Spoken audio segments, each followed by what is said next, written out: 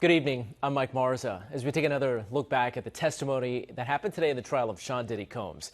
Happening today, a witness telling the jury Sean Combs told her, "I could kill you." She also says that he dangled her over a balcony, and she watched him throw a knife at his then-girlfriend, Cassie Ventura, Cassie's longtime friend, on the stand for the prosecution in Combs' sex trafficking and racketeering trial. In just a moment, we're going to be joined by ABC News legal analyst Shauna Lloyd to dig deeper into everything that unfolded in court. But first up, Darla Miles has a recap from Lower Manhattan. Testifying under an immunity agreement, Bryana Bongolan arriving at federal court in Lower Manhattan Wednesday morning.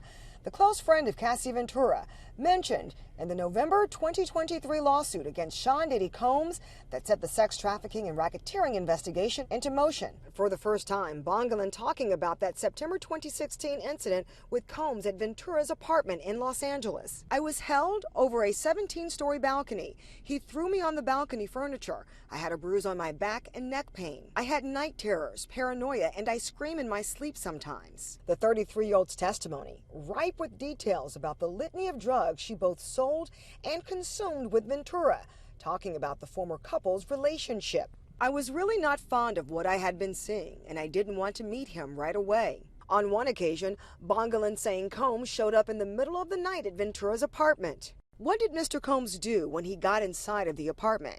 Bongolan answering, "I just remember seeing a knife thrown in her direction." "How did Cassie react when the knife was thrown at her?" Bongolan saying, "She threw the knife back." She also told jurors about seeing Combs at a 2016 photo shoot. "He came really close to my face and said something along the lines of, 'I am the devil and I can kill you.'" Prosecutors asking, "Did you have an understanding why he was saying that to you?" Bongolan answering no. Prosecutors asking, "How did you react to this threat?" "I was terrified. Because of the cocaine, I had a lot of confidence, and I just brushed it off." Defense attorney Nicole Westmoreland with a dogged style of cross-examination, taking Bongolan to task about her drug use and about inconsistencies in her stories. "Isn't it true the first time you spoke to the government, you said Mr. Combs and Miss Ventura would get into knife fights, plural?" Bongolan answering, "I don't remember." "So you really don't remember this, true?" Bongolan answering, "I just saw the knife get thrown and the knife get thrown back." And regarding her account of the balcony incident, defense attorneys asking, "Cassie told you she never saw you get hung from a balcony." Bongolan responding, "She told me she did." Now testimony has ended for the day. It will resume tomorrow morning at 9:30 a.m. with Bongolan returning to the stand to continue cross-examination. Our thanks to Darla Miles, as always, joined now by Shauna Lloyd. Shauna, when you think about the testimony today, so the prosecution puts up Ms. Bongolan. What were they hoping to achieve with her testimony today?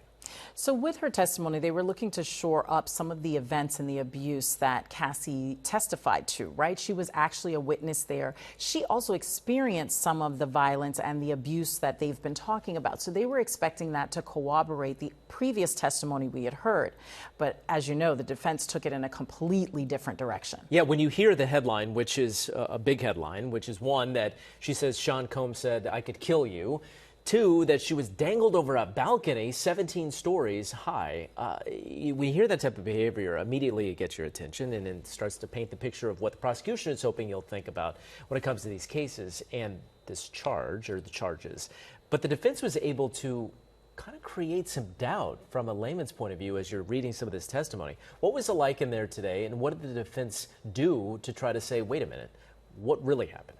Well, when the defense got on the stand, I mean, it started pretty quickly. I mean, what we found out was that she and Cassie Ventura spoke before Cassie filed her lawsuit. They spoke immediately thereafter. And Bryana actually told Cassie, there are some things you have wrong in there. And so they spoke about dates. They spoke about who was present, who was not present. So they really had a lot of discussion about this lawsuit. And then 2 months later, she files her lawsuit. So we find that out at the beginning. And that sort of lays this foundation to all of these inconsistencies that she has, from her complaint to what she told the prosecutors to what she was testifying for. Each one was a little different. And so for the jury, that doesn't bode well because, you know, if you know something to be the truth, which is something the defense attorney brought out, then it's always going to be the truth. And so these inconsistencies never bode well with the jury, and they didn't bode well with this jury. And we learned today that this witness, the lawsuit is, she's seeking $10 million from Sean Combs. Correct. How do you frame that? As the prosecution, you know that going in. Why put her on the stand at all? You know, they put her on the stand because they expected her to be able to corroborate these stories. I don't know if they were aware of how many inconsistencies there were. You know, they may not have been really cognizant of that, or they may just be chalking it up to, and she admitted that she was on a lot of drugs and that her memory is not nearly clear. So they may just be hoping that the jury accepts that for the minor inconsistencies she had. But typically juries, they disregard things that are inconsistent because they're looking to get to the truth. They really do their best job to do that. Now, we heard some testimony from some experts earlier in the trial already talking about Cassie Ventura and what would happen if you are a victim and how that does change your recollection and things are fuzzy. And when you factor in the drug use, that creates some own barriers for remembering things. Will the prosecution on redirect try to hammer that home, saying that when you're talking about being dangled over a balcony, that creates some distress in the memory process? Absolutely. And what they're going to hone in on is that even if there were a few of the outside details that were off, she remembers that part clearly. And so that is the one part that they didn't actually attack. They basically said, you know, this is something that she may have made up, but it's a clear memory. That portion of it, she is very clear about. And I think you're going to see them hammer that home. You're going to see them illustrate her drug use and that it does affect her memory. So I think that's how they're going to rehabilitate her on the stand.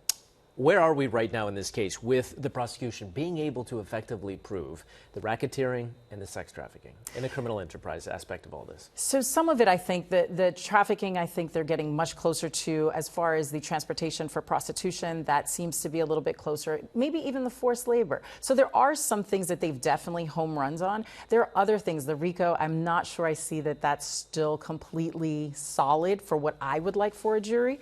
And I definitely am not sure about the trafficking because I think the water is still muddied when we talk about Cassie because of the length of the relationship. 11 years. Yeah. Exactly. Now, when victim 2 comes on, that may provide additional framework to shore up those charges for the government. Let's talk about who we expect to hear from tomorrow. We thought it may happen today, but tomorrow it's this woman who will be testifying under the name Jane. Correct. What do we expect from her?